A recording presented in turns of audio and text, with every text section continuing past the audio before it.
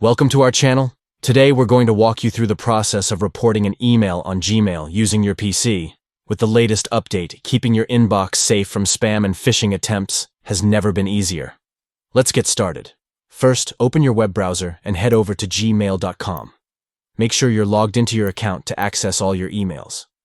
Once you're in your inbox, find the email that you want to report. Click on it to open the message.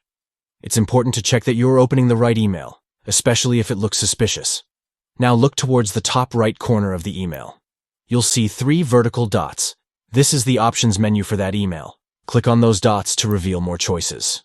In the drop-down menu, you'll see an option that says Report Spam. Click on this option.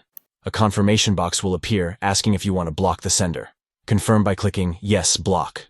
This will not only report the email as spam, but will also prevent future emails from that sender from reaching your inbox. And just like that, you've successfully reported an email on Gmail.